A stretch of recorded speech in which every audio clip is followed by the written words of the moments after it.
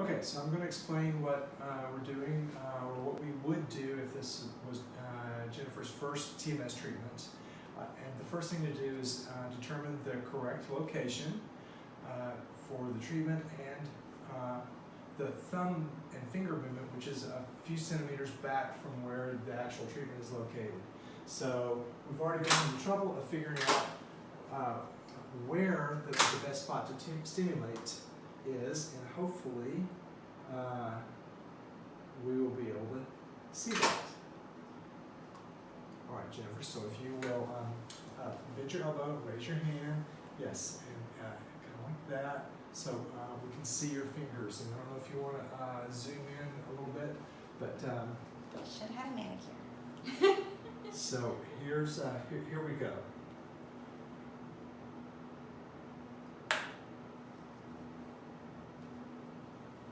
Okay, now close your fist, bring your thumb back.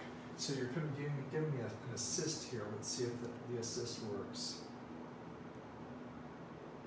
Okay.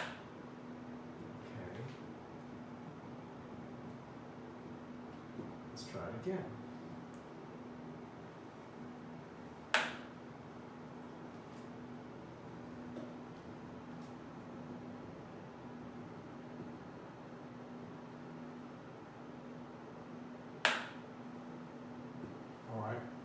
So this is live, right? Mm-hmm. Okay. So sometimes the motor threshold we don't find right away, which happens to me both times. Okay. I'm not easy to find. Like if we would have been thinking, we would have done this ahead, so that it would. But sometimes real life is more accurate than planned. Okay, so let's try again.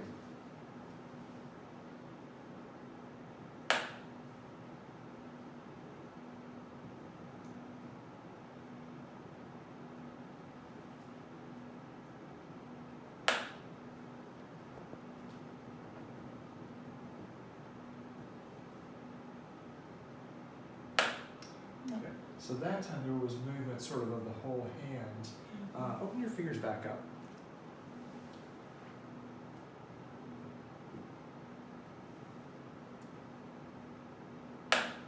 Okay, so I saw movement of the whole hand, and then although it was subtle, there's movement of the thumb especially. I don't know if you saw that, so I'll do again with another impulse.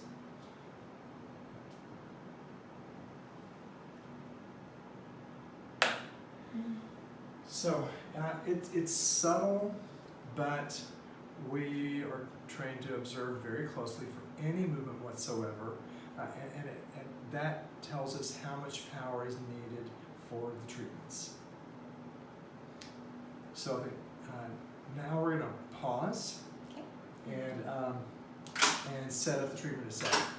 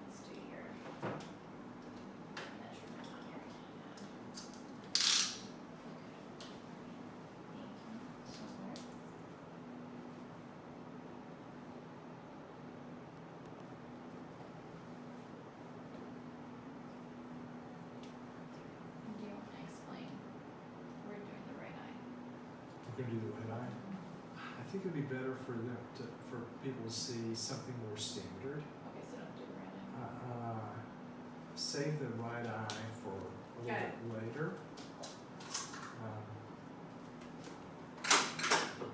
Maybe do this side. Right side. Do the right side.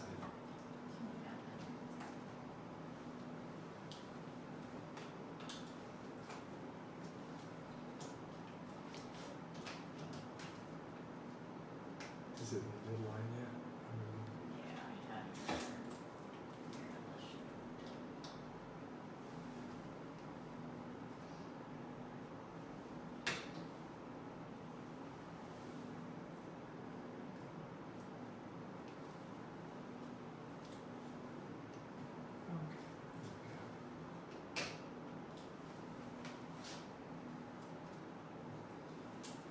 So this MT is sure goes 1.98. Is that right? She had a real high MT.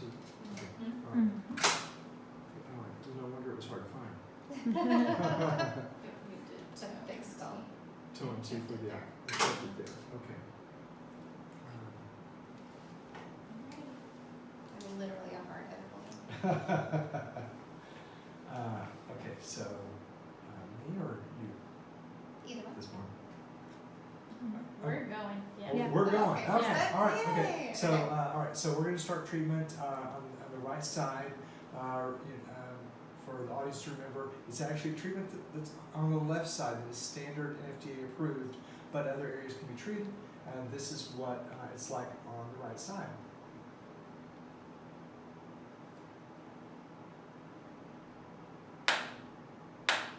First one always scares me. It doesn't hurt, but it's just that first one is always like.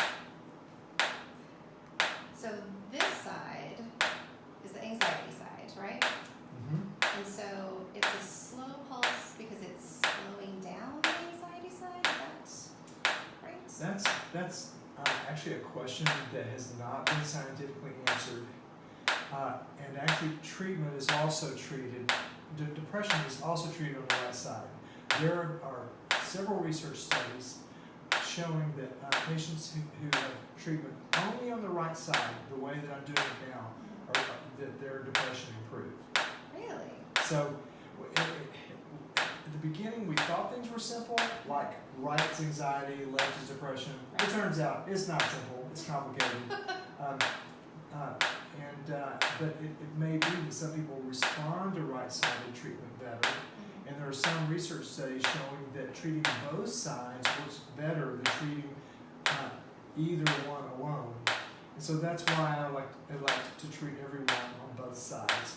I admit there's disagreement in the field about this, and I would say what's done in most clinics is treatment just on the left side, which if we get to that part in the video, we'll see that the stimulation is different, because right now the stimulation is at 1 per second, and on the left side it's 10 times per second with gaps in between.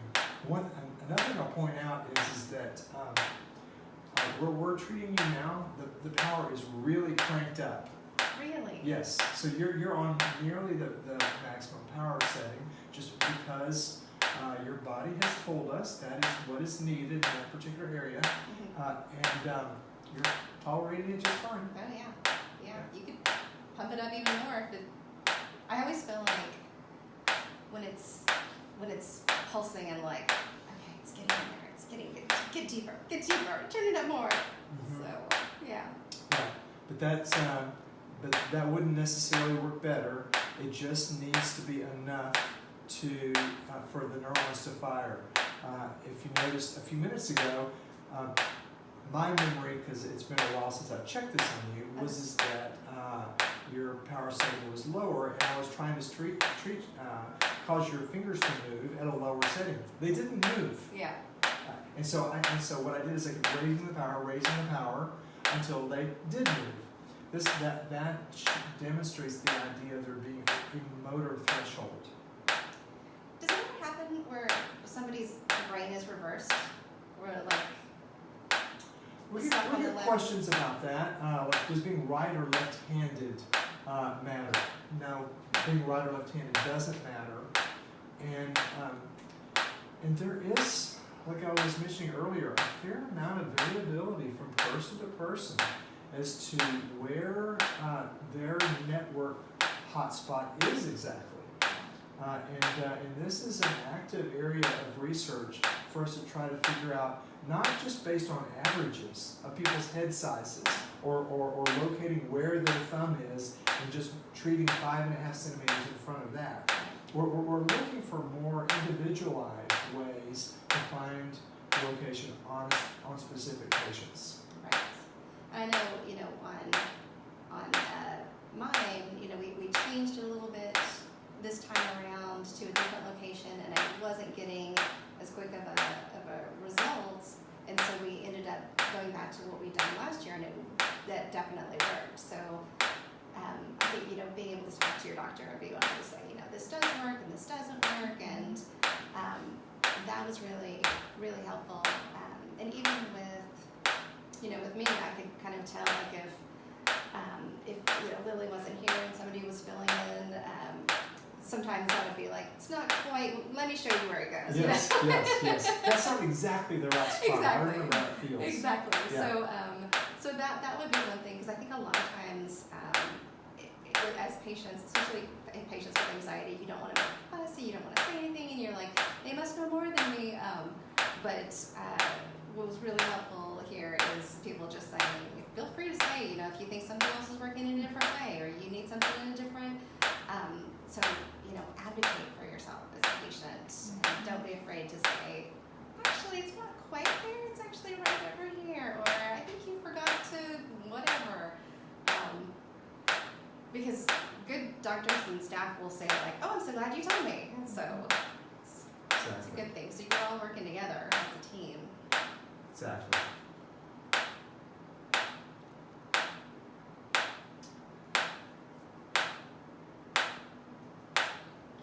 So because we usually combine treatment over your right eye with treatment over the right front during the same session, how should we do things this time for purposes of live streaming?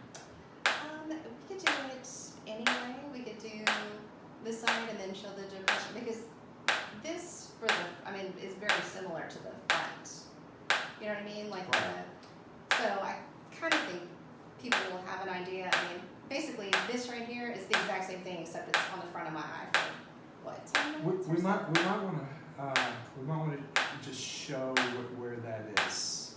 So Lily is our TMS coordinator. Lily, you want to move the coil over to the treatment of the right eye?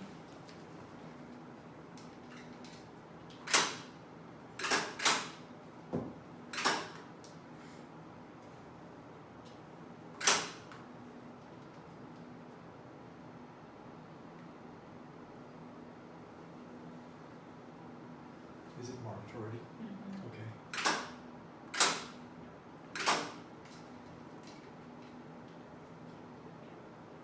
Okay.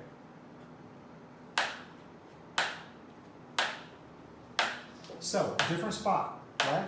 Yeah. It's more over the upper part of your forehead, right about over the right eyebrow. 10% lateral, 10% of the head circumference lateral to the midline, and 10% up from the nasien is the treatment location where we're treating, and treating at 120% MT motor threshold, or attaining the motor threshold of the toe, which we did on you, Yeah. correct? Yeah. So if there are clinicians watching this and you're just curious how we go about treating the right orbital frontal area, this is how we do it. And you might think that it might not be very tolerable, but it's fine. It's fine. Mm-mm. Right. Yeah, Right. How many treatments? So we didn't do treatment over the right eye from the beginning, right? This time we we added. did from the beginning. Oh, this okay, time. we- Last time we did. Last time we didn't do it from the beginning. But when we added it, how many days did it take for you to notice a difference? It was very quick. Yeah. I would say within the first, maybe the end of the first week. Right. It didn't take very long for treatment of that area to make a difference. Yeah. Okay. So is there a way to speed finish this side, or do we just start over to treat on the left side? Okay. So for the sake of time, we're going to end this part of the treatment and move to the other side. This is just tape, by the way. Just And that is in the kiss glove. me here. So, and those are the markings. It attaches to the back of the chair with some Velcro. This is how we keep patients nice in the center and in line, and not moving their head. People will always say like, do you get claustrophobic? And I'm like, no, not at all. It's just like wearing a hat, basically.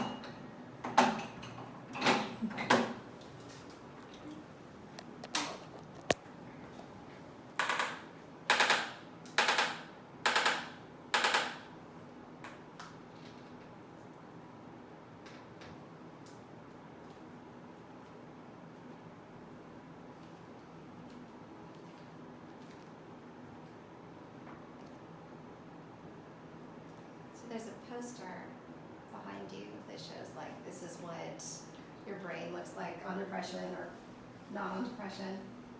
And I love that it's there because every day when I get treatment, I look at that and I sort of envision that that's what's going on inside of my head.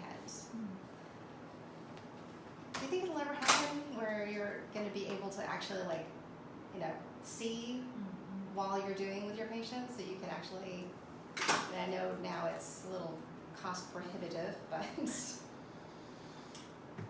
Who knows? yeah. Functional MRIs are very expensive, and so I don't know. Depends on what happens with technology. Someone invent a cheaper one of those things, please.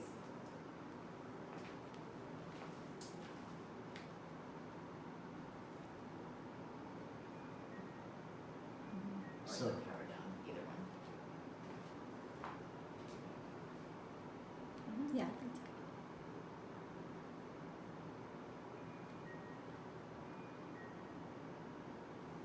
All right.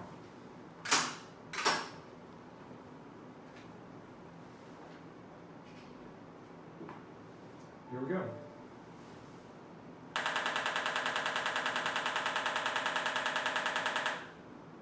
And that's it. So 4 seconds, 40 pulses, and then with a break in between. I wish there was less of a break in between. Like it feels like this is just sort of a wasted time. And so her MT is higher. Yeah. So maybe talk about the interval in between and the safety parameter. Yeah, so the fact that it takes a fair amount of power to cause your fingers to move gives us a hint that you need more power for the area of the brain to be treated.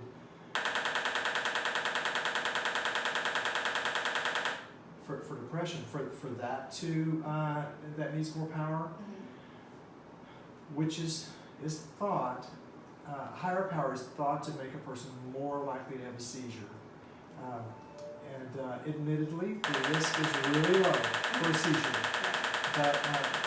but because of the safety guidelines, there's more time in between your pulses. So for most patients, it's only 11 seconds. In your case, it's 15 seconds. Maybe not even the 11 seconds is needed, but that's what our safety guidelines, based on research, tell us. Got it. So that's why my stuff, everybody else is like, oh, it only takes an hour. And I'm like, really? It takes me like an hour and 15 minutes. Okay. All right. Right, Got it. because your motor threshold is high. All right. Because my brain is non-responsive. Yes. Everybody's like, you can't make me. Yep. Figures. So she's up, she's talking, Yes. she's not in pain. No, not at all. And so you would probably be doing something. You would be knitting. Yeah, I embroider.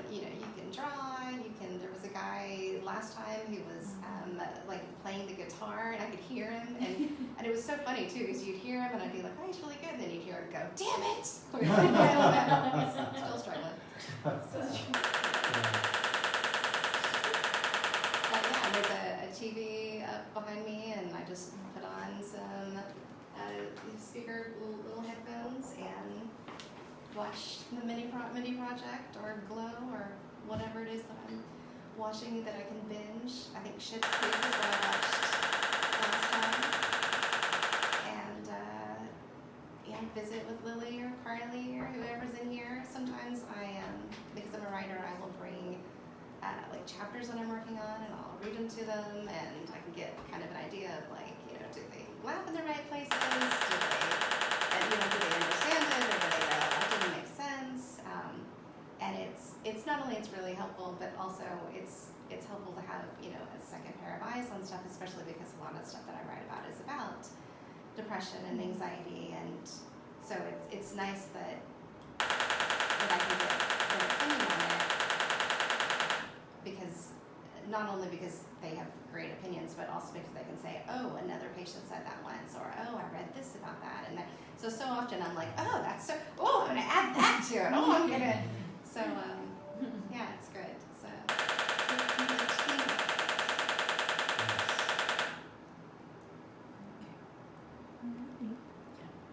Okay. Okay. Thank you. Thank you very much. Thank you guys so much. Thank you all for listening in. Yes, and just keep in mind that having depression is incredibly difficult, and the fact that you're even watching this is a wonderful step in the right direction. Whether you decide to do this or you decide to do something else, good for you, because you're still here and you're still breathing and you're still working, and that is something that should be